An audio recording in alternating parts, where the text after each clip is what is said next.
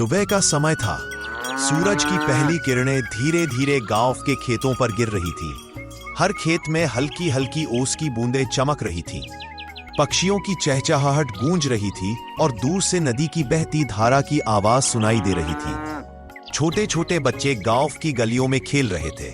उनका हंसी खुशी का शोर पूरे गांव में फैल रहा था। गांव का नाम था सुखनगरी।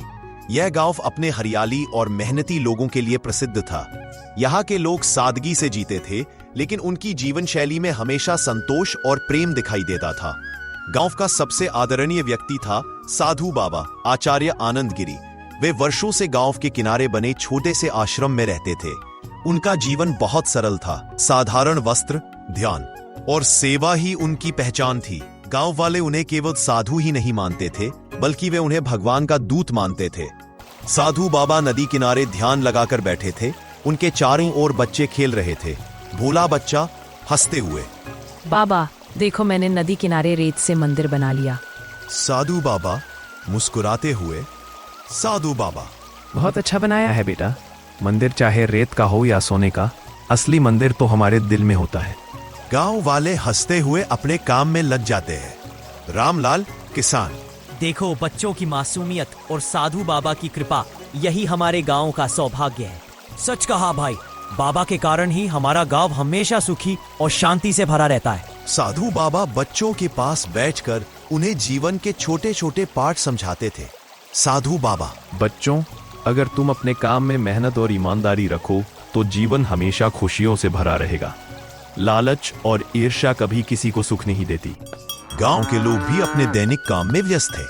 महिलाएं कुएं से पानी भर रही थीं, पुरुष अपने खेतों में हल चला रहे थे और बच्चे खेतों में दौड़ते हुए खेल रहे थे। गांव का हर कोना जीवन से भरा हुआ था। कुछ महीने बीत गए। मौसम अचानक बदल गया। सूरज और तेज हो गया। बादल कहीं नजर नहीं आ रहे थे। नदियां धीरे धीरे सूखने लगीं और खेतों की मिट्टी दरकने लगी। किसान परेशान थे। रामलाल चौपाल में, भाइयों, इस साल तो भगवान ने हमसे अपना मुंह मोड़ लिया। नहर सूख गई है, खेत सूख गए हैं। हाँ, अब तो घर में अनाज भी कम पड़ने लगा है। बच्चों का पेट कैसे भरेंगे? गोमती महिला, हमारे बाबा ही कुछ उपाय बताएंगे। चलो सभी मिलकर उनके पास चलते हैं। गांव वाले साधु बाबा के पास गए। बाबा आश्रम के बाहर ध्यान में बैठे हुए थे।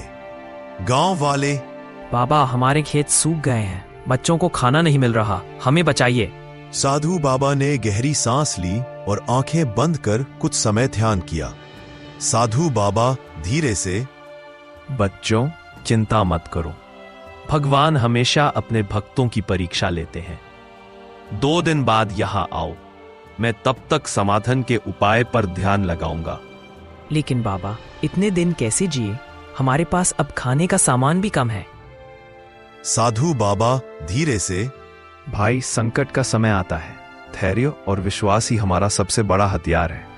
2 दिन और प्रतीक्षा करो, समाधान अवश्य मिलेगा। गांव वाले श्रद्धा पूर्वक झुकते हैं, लेकिन उनके चेहरों पर चिंता और उम्मीद का मिश्रण साफ दिखाई देता है। रात आती है। साधु बाबा नदी के किनारे ध्यान में बैठते हैं। चांदनी रात में आसमान में अनगिनत तारे चमक रहे हैं।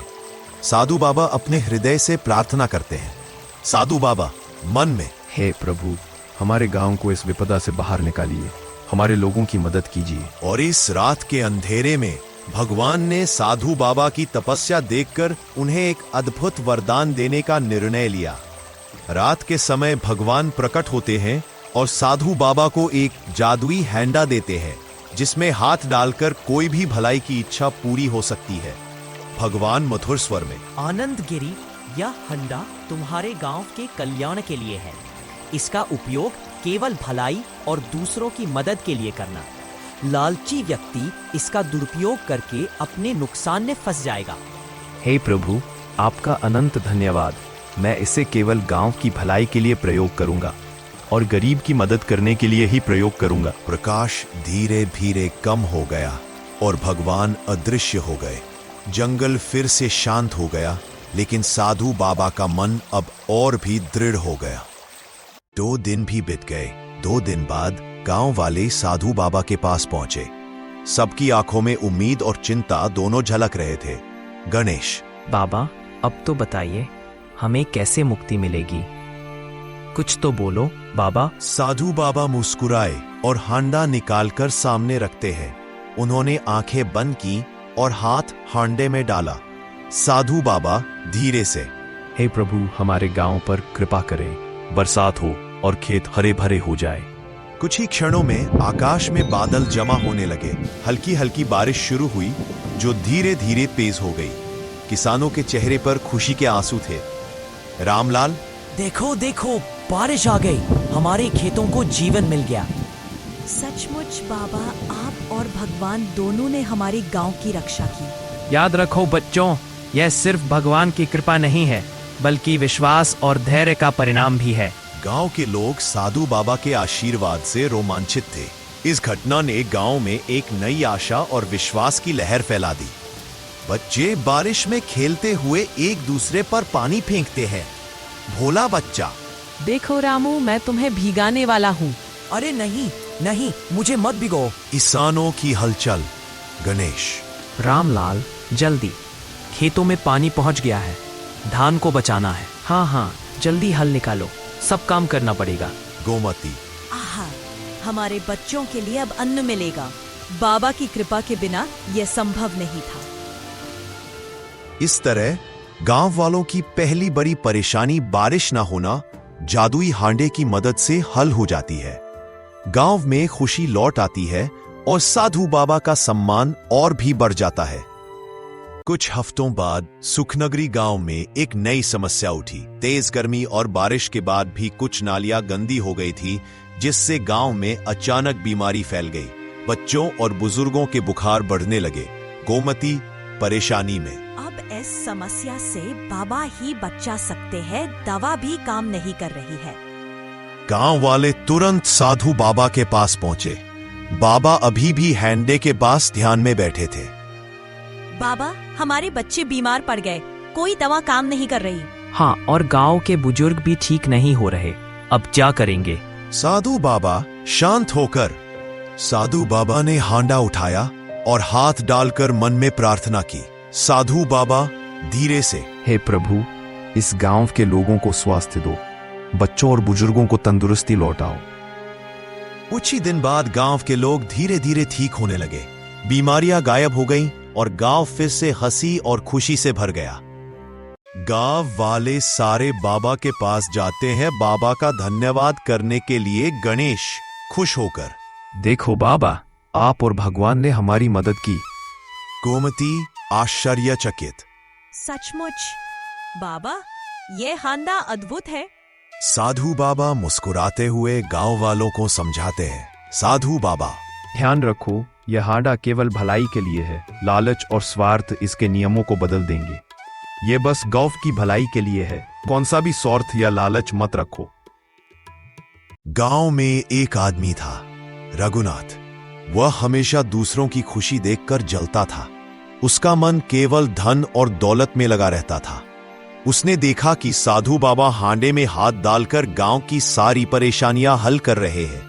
रघुनाथ सोचते हुए फुसफुसाते हुए, ये साधु बाबा और उनका हांडा, क्या मैं भी इसे इस्तेमाल कर सकता हूँ? अगर मैं ये हांडा पालूं तो मेरे पास सोना चांदी और दौलत ही दौलत होगी। रात का समय आया। साधु बाबा सो रहे थे। रघु चुपके से आश्रम में पहुंचता है। रघु मन में, चलो आज मेरी किस्मत बदल जाएगी, किसी को पता नहीं चलना चाहिए। वो धीरे धीरे हांडे के पास पहुंचता है। वो धीरे से हांडे में हाथ डालता है और कहता है, रघुनाथ, हे भगवान, मुझे ढेर सारा रुपया दे दो। कुछ ही क्षणों में हंडे से असंख्य सिक्के निकलने लगे। रघु ने खुशी खुशी उन्हें उठाया, लेकिन अचानक उसके हाथ हंडे में फंस गए। उसका शरीर भारी होने लगा और वह गिर गया। रघुनाथ चीखते हुए, बचाओ बचाओ बाबा। साधु बाबा जागकर दौड़ते हैं और उसे बाहर निकालते हैं।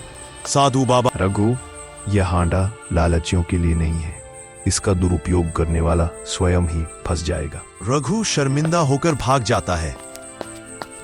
सच कहा, साधु बाबा ने इसे सही तरीके से संभाला। रघु अंकल को हांडे ने फंसा दिया।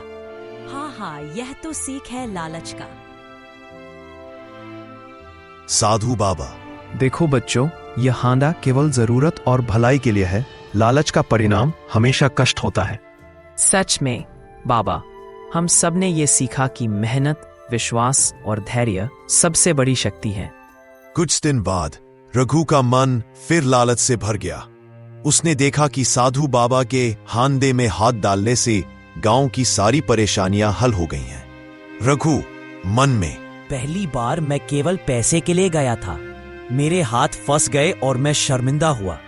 अब मैं सोने की चीजें मांगूंगा, कंगन, हार, गहने, सब कुछ।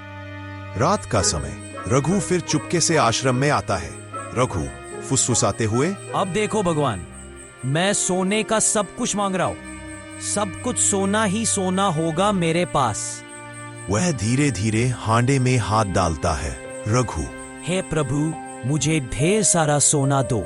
हे प्रभु, मुझे ढेर सारा सोना दो। अचानक हांडे से सोने की चीजें निकलने लगी। सोने के कंबल, सोने की झाड़ू। रघु उन्हें देखकर चकित हो जाता है। रघु चकित होकर, अरे ये क्या? ये तो रात का सोने का सामान है। मुझे तो 24 कैरेट सोना चाहिए। थोड़ी देर बाद साधु बाबा वहां पहुंचते हैं। साधु बाबा, देखो बच्चा, लालच का परिणाम हमेशा ऐसा होता है। जो दूसरों की भलाई के लिए नहीं सोचता, वही हानि उठाता है। अगले दिन साधु बाबा गांव वालों को इकट्ठा करते हैं।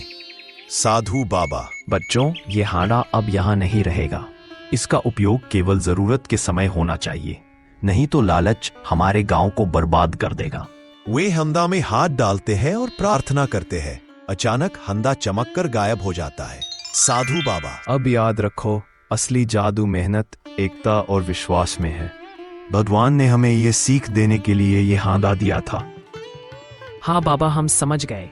अब हम मेहनत, विश्वास और एकता से ही गांव की भलाई करेंगे। भाइयों, याद रखो, मदद मांगना और दूसरों की भलाई करना पुण्य है। लालच और स्वार्थ हमेशा दुख देते हैं। रघु भी रोते हुए अपनी गलती मानता है और सच्चाई के मार्ग पर चलने का संकल्प करता है।